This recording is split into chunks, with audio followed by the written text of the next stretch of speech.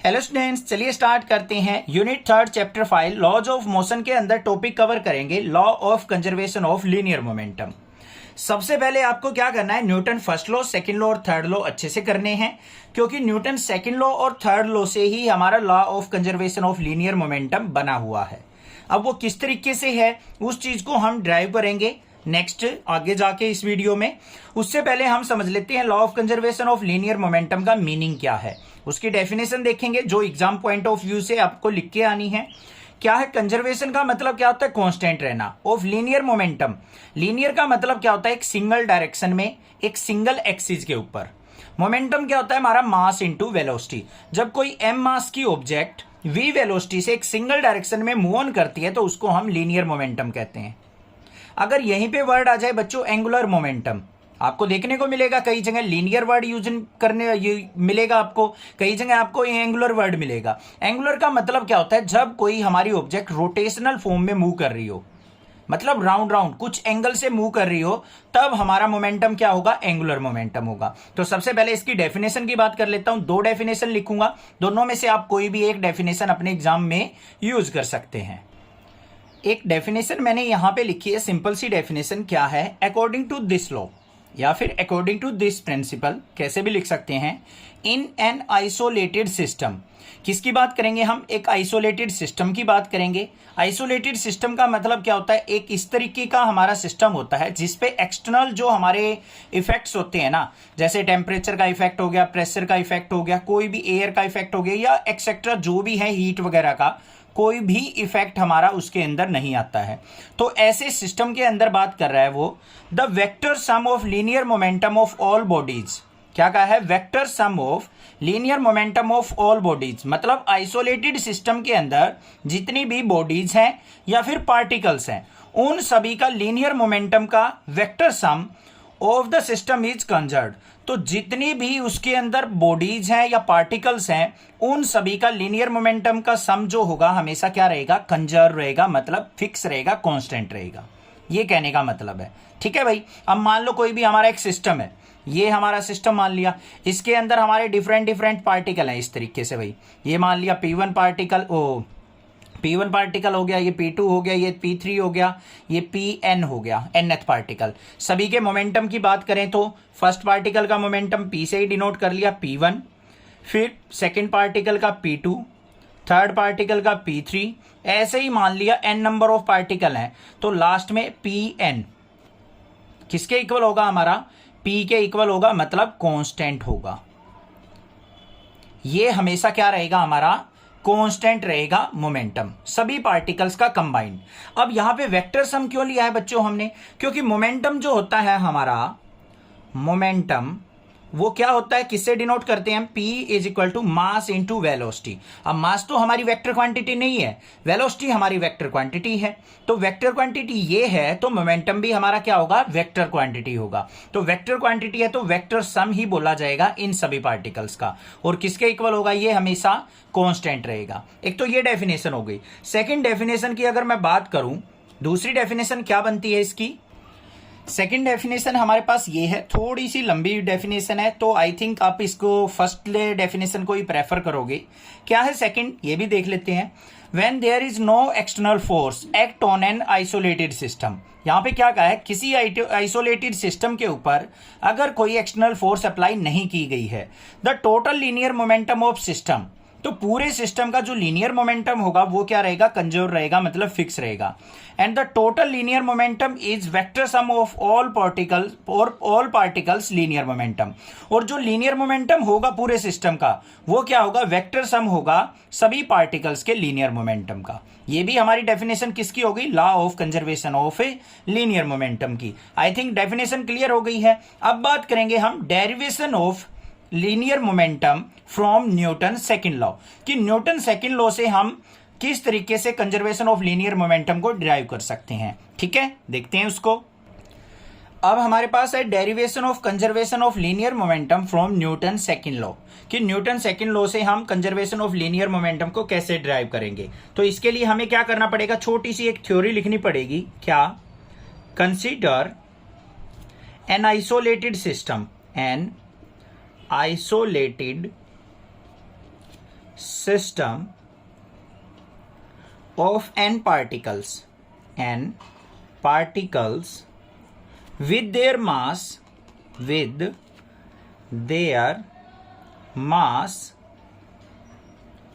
m1 m2 m3 up to mn। यहां तक बात क्लियर हो गई भाई। हमने क्या किया, एक आइसोलेटेड सिस्टम को यहां पे कंसीडर किया है, उसके अंदर n नंबर ऑफ पार्टिकल्स हमने एज्यूम कर लिए कि उस आइसोलेटेड सिस्टम के अंदर n नंबर ऑफ पार्टिकल्स हैं और उन पार्टिकल्स का मास जो है corresponding mass m1 m2 m3 up to mn है, and moving with velocity, and they are moving with velocities v1 v2 v3 and up to vn। मतलब क्या है, यहां पे जो हमारा फर्स्ट पार्टिकल है जिसका मास m1 था वो v1 वेलोसिटी से मूव कर रहा है, m2 मास वाला पार्टिकल v2 वेलोसिटी से, m3 मास वाला v3 से और mn मास वाला पार्टिकल vn वेलोसिटी से मूव कर रहा है। हमें इनकी फिक्स वैल्यू नहीं पता है, हमने अपने पास से एज्यूम किए हैं। अब हमें पता है यहां पे लीनियर मोमेंटम जो होता है, क्या होता है लीनियर मोमेंटम, किससे डिनोट करते हैं बच्चे, क्लास 9th 10th में हमने पढ़ा है P is equal to mass into velocity के इक्वल, यही तो होता है। अब हम सभी पार्टिकल्स का मास वो निकाल लेंगे लीनियर मोमेंटम, तो यहां पे क्या लिखेंगे हम, लीनियर मोमेंटम ऑफ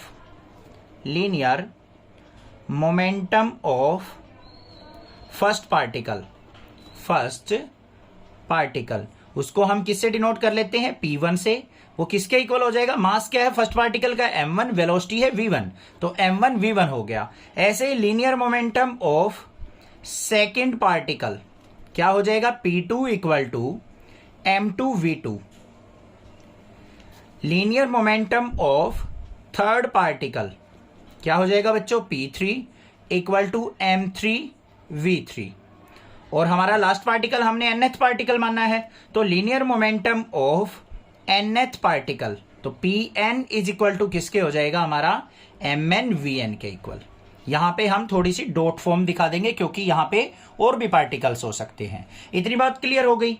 अब हमने देखा है कि जो डेफिनेशन थी हमारी लीनियर मोमेंटम की वो क्या थी, vector sum of all the linear momentum, जितने भी पार्टिकल्स हैं उन सभी का वेक्टर सम। तो यहां पे क्या करेंगे हम, P1 फर्स्ट पार्टिकल का मोमेंटम प्लस में P2 प्लस में P3 और प्लस में up to Pn is equal to किसके हो जाएगा, m1 v1 प्लस में m2 v2 प्लस में m3 v3 और लास्ट में क्या आ जाएगा हमारा nth पार्टिकल mn vn हो जाएगा या नहीं हो जाएगा बच्चों। तो यहां पे सभी पार्टिकल्स का लीनियर मोमेंटम किसके इक्वल आ गया, इन सभी के सम के इक्वल। अब दूसरी बात यहां पे क्या कही है उसने कि जो P1 P2 P3 plus Pn है सभी पार्टिकल्स का, इसको हम किसके इक्वल मान लेते हैं, कैपिटल P के इक्वल मान लेते हैं। जो कैपिटल P है वो किसके इक्वल होगा बच्चों, P1 plus P2 plus P3 और प्लस में Pn के इक्वल, कि सभी पार्टिकल्स का जो लीनियर मोमेंटम है वो किसके इक्वल है, हमारा P के इक्वल। अब भाई देखो हमने डेफिनेशन पढ़ी थी, आइसोलेटेड सिस्टम था, उसमें हमने एक बात की थी कि कोई भी एक्सटर्नल फोर्स नहीं अप्लाई होनी चाहिए। तो यहां पे हम क्या लिखेंगे, if capital F is external force, अगर क्या है कैपिटल F क्या है, एक्सटर्नल फोर्स है, then according to Newton capital N, Newton second law, क्या होगा हमारा, F जो होता है वो किसके इक्वल होता है, dp बाय dt के इक्वल। यही तो होता है चेंज इन लीनियर मोमेंटम, किसके इक्वल होता है, फोर्स। तो force is equal to dp by dt। और फॉर आइसोलेटेड सिस्टम क्या हो जाएगा बच्चों, F जो होगा वो किसके इक्वल होगा, 0 के इक्वल। बताया भी था मैंने डेफिनेशन में कि एक्सटर्नल फोर्स क्या होगी हमारी, 0 होनी चाहिए। और आइसोलेटेड सिस्टम वही होता है जिसमें कोई भी एक्सटर्नल फोर्स अप्लाई ना हो अंदर। तो F इज इक्वल टू क्या हो गया हमारा, 0। F 0 हो गया तो इसका मतलब क्या हो गया, that means dp by dt is equal to किसके हो गया, 0 के। और यहां पे डेरिवेटिव किसका हो रहा है बच्चों, डी बाई डी टी। जो मैथ वाले स्टूडेंट है वो पकड़ जाएंगे 1 मिनट में, नेक्स्ट क्लासेस से पढ़ते हैं, उनको पता है। यहां पे डीपी बाई डी का मतलब क्या है, D by D T of P. मतलब जो हमारा P है मोमेंटम, उसका डेरिवेटिव हो रहा है बच्चों T के रिस्पेक्ट में। अगर ये 0 आ रहा है ना, किसी का भी डेरिवेटिव अगर 0 आता है, बायोलॉजी वाले स्टूडेंट, मेडिकल वाले स्टूडेंट ध्यान से समझे, नॉन मेडिकल वाले बच्चे थोड़ा सा पेशेंस रखें क्योंकि उनको भी समझाना जरूरी है। क्या कह रहा हूं मैं, अगर किसी भी क्वांटिटी का डेरिवेटिव 0 आता है तो इसका मतलब वो क्वांटिटी क्या है, कांस्टेंट है, क्योंकि कांस्टेंट क्वांटिटी का ही डेरिवेटिव हमेशा क्या होता है, 0 होता है। तो यहां पे डीपी बाई डी क्या हो गया हमारा, 0। इसका मतलब पी क्या है हमारा, कांस्टेंट। पी क्या है, कांस्टेंट। और यहां पे लिख भी देंगे हम, derivative of constant is 0। Constant is 0। आपको याद रहेगा कि कांस्टेंट क्वांटिटी का हमेशा डेरिवेटिव क्या रहता है, 0। तो P क्या है हमारी, एक कांस्टेंट क्वांटिटी, और P कांस्टेंट हो गया तो इसका मतलब यहां पे क्या आ गया, that means P1 plus P2 plus P3 up to Pn किसके इक्वल आ गया हमारा, कांस्टेंट के। यही तो चीज गई थी हमने। तो न्यूटन सेकंड लॉ से हमने क्या कर लिया, यहां पे डेरिवेशन कर दिया किसका, law of conservation of linear momentum का। पता लग गया ना न्यूटन सेकंड लॉ से कि हमारा जो टोटल मोमेंटम है सभी पार्टिकल का, वो हमेशा क्या रहेगा, कांस्टेंट रहेगा, वो मतलब चेंज नहीं होगा। आई होप पूरा डेरिवेशन अच्छे से समझ में आ गया होगा। तो चैनल को जरूर सब्सक्राइब करके जाना, ठीक है। अभी देखते हैं derivation of conservation of linear momentum from Newton third law, कि थर्ड लॉ की हेल्प से हम कैसे डिफाइन कर सकते हैं law of conservation of linear momentum को।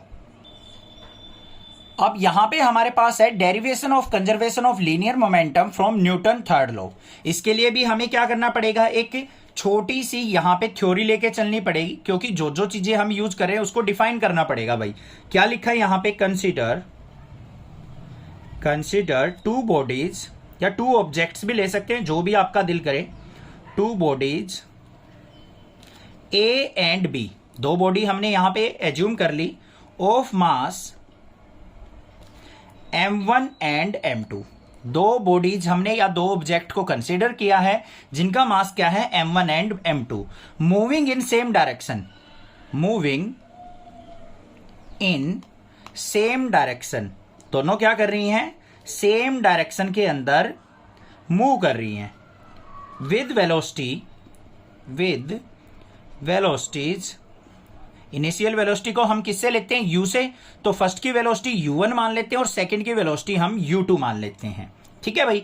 यहां पे एक कंडीशन ले ली हमने कि u1 जो है वो ग्रेटर देन u2 है, कि फर्स्ट ऑब्जेक्ट की जो वेलोसिटी है वो ज्यादा है सेकंड ऑब्जेक्ट की वेलोसिटी से। तो u1 ग्रेटर देन u2 ले ली। देन दे कोलाइड, फिर क्या होता है, दोनों ऑब्जेक्ट आपस में टकरा जाती हैं for small time delta T, छोटे से टाइम डेल्टा टी के लिए वो क्या करती हैं, आपस में टकरा जाती हैं। And after collision their velocities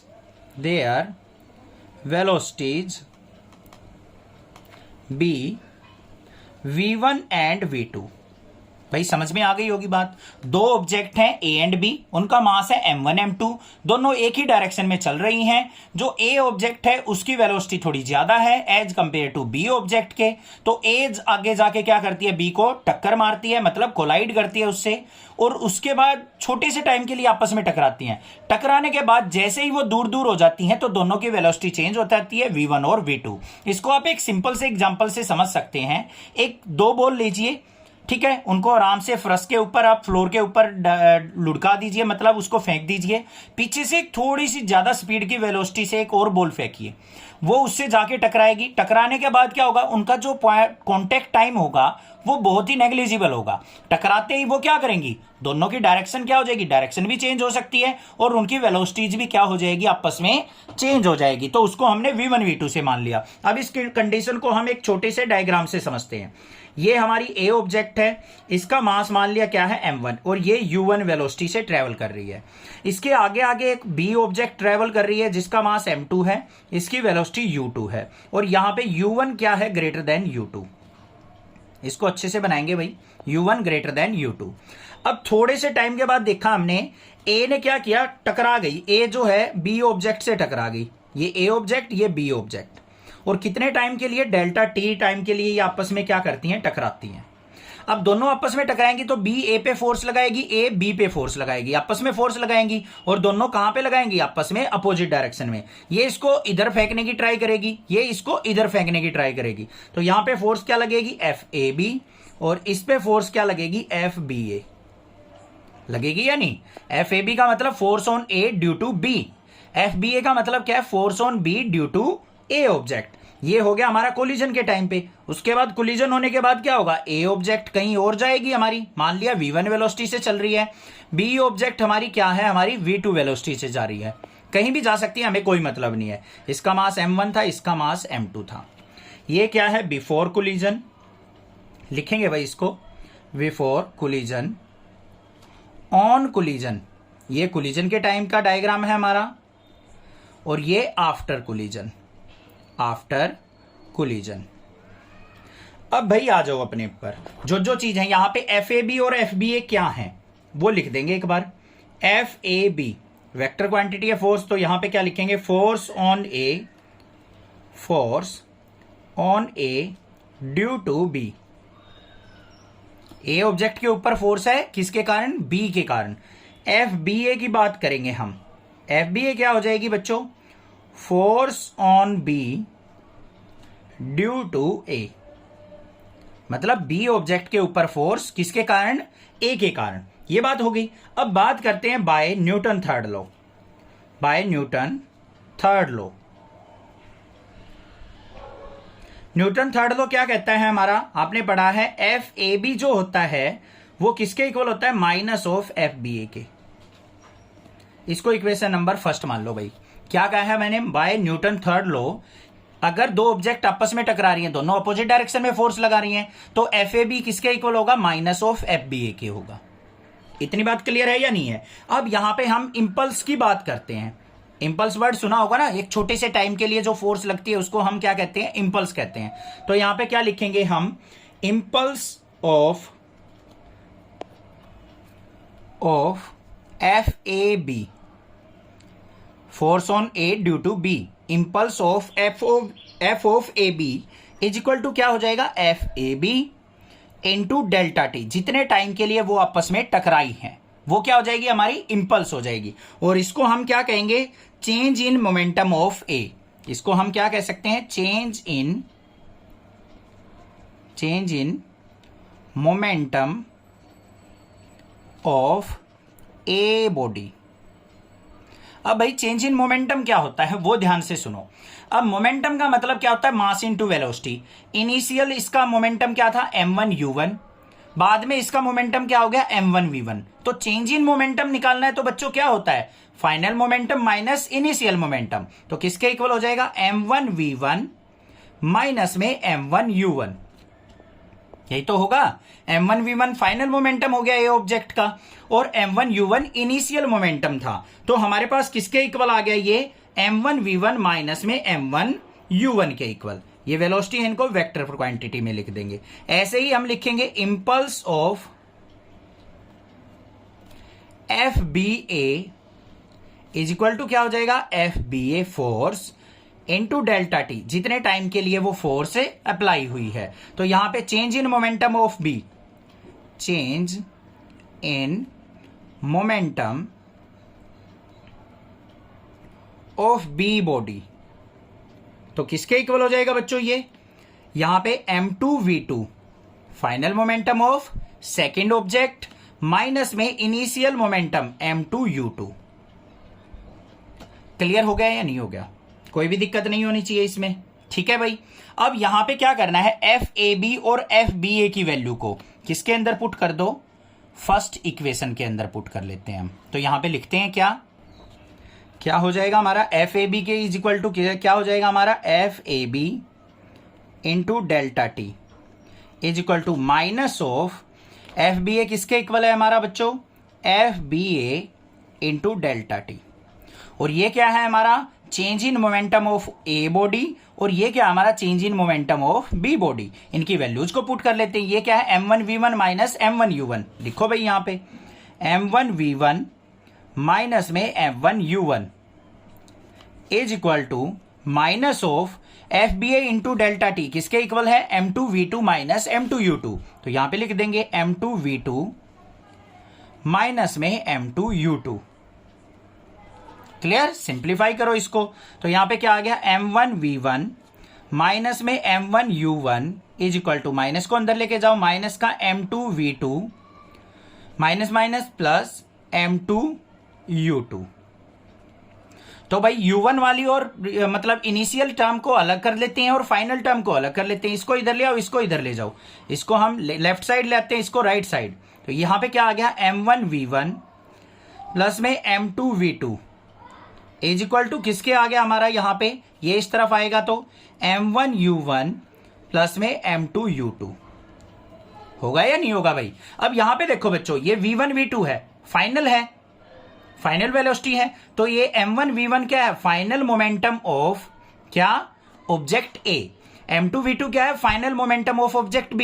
तो ये क्या हो गया हमारा फाइनल मोमेंटम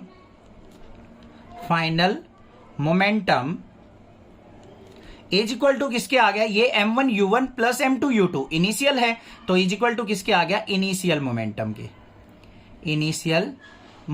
के।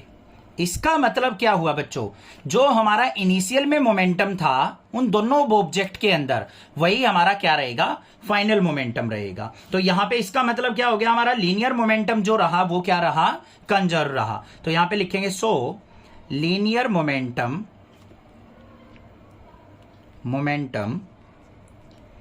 इक्वल टू क्या रहेगा हमारा कंजर्व्ड, मतलब फिक्स रहा, वो कांस्टेंट जितना पहले था उतना ही बाद में रहा। क्लियर हो गई बात, समझ में आ गया। ठीक है, कोई दिक्कत लगे मुझसे पूछ सकते हैं, अदरवाइज चैनल को जरूर सब्सक्राइब कर लेना। अब लास्ट टॉपिक आता है हमारा application of linear momentum. Law of conservation of linear momentum की जो मोस्ट इंपॉर्टेंट अब एप्लीकेशन है वो क्या है, रिकॉइल ऑफ ए गन। वो टॉपिक और कर लेते हैं, रिकॉइल ऑफ गन या फिर रिकॉइलिंग ऑफ ए गन। जो बच्चे पबजी खेलते हैं, फ्री फायर खेलते हैं, उनको अच्छे से पता होगा, नहीं तो जो भी आपके नियर बाय कोई आर्मी में हो तो उनसे पूछ सकते हैं। आपने देखा होगा जब हम फायर करते हैं फ्री फायर के अंदर या पबजी के अंदर, तो फायर करते टाइम हमारी गन जो है वो ऊपर की तरफ चली जाती है ना। रेगुलरली फायर करना तो गन हमारी ऊपर की तरफ जाती है, उसका रिकॉइल कंट्रोल करना पड़ता है। जो जितना अच्छे से रिकॉइल अच्छे से कंट्रोल करेगा उतनी ज्यादा स्पीड से वो क्या करता है, एनिमी को किल डाउन कर लेता है। तो वही चीज हमारी यहां पे पढ़ेंगे हम, रिकॉइलिंग ऑफ गन जो है law of conservation of linear momentum के अंदर आती है। अब यहां पे क्या करेंगे, हम छोटी सी थ्योरी लिख लेते हैं इसको डिफाइन करने के लिए। क्या है, when A bullet is fired, जब एक बुलेट क्या है फायर की जाती है from gun the gun recoil.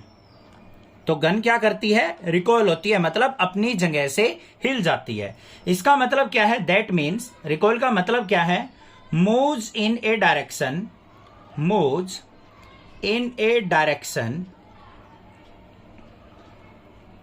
opposite to the direction of motion of